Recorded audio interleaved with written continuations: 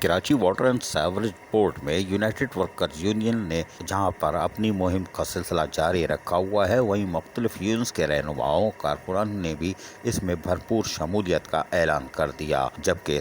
اس موقع پر باقاعدہ اعلان کیا گیا کہ 14 جولائی کو مطالبات کے حق میں ایم ڈی آفس کارساز میں تاریخی احتجاج بھی کیا جائے گا۔ یونائٹڈ ورکر یونین کے ماہانہ اجلاس کا جہاں انعقاد کیا گیا تھا، وہیں اس بات کا فیصلہ کیا گیا کہ 14 جولائی بروز بدھ ایم ڈی آفس کارساز میں احتجاج کیا جائے گا، جبکہ اس موقع پر مختلف یونینز کے تعلق رکھنے والے کارکنوں، رہنماؤں معراج بلوچ، مسلم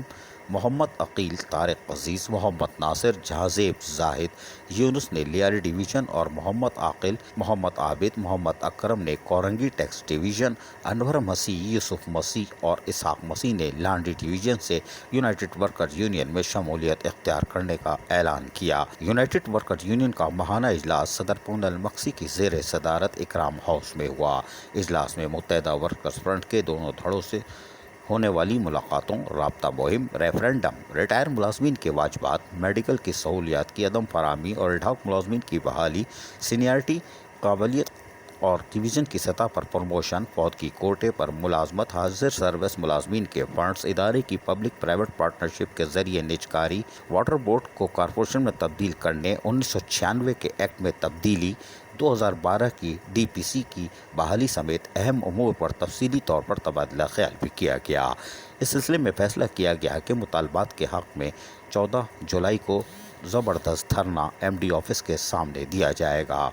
اجلاس سے اکرام خان، جوزف صنم، اکبر موعید یوسفی، چندزیب خان، ریحان الہی، اشرف ایوان، عبدالوحید بلوچ، عبدالحکیم کلیری، ولی محمد بلوچ اور دیگر نے بھی جہاں خطاب کیا تھا، وہیں اس موقع پر شمولیت اختیار کرنے والے رہنماؤں کا شاندار استقبال بھی کیا گیا۔ عزیز عارف، KBS بلدیاتی نیوز، کراچی۔ ایسی ہی خوبصورت ویڈیوز فیوچر میں حاصل کرنے کے لیے ریڈ بٹن پر کلک کر کے اور بیل آئیکن کو پریس کر کے ہم سب کے سبسکرائبر بننا مت بھولیے۔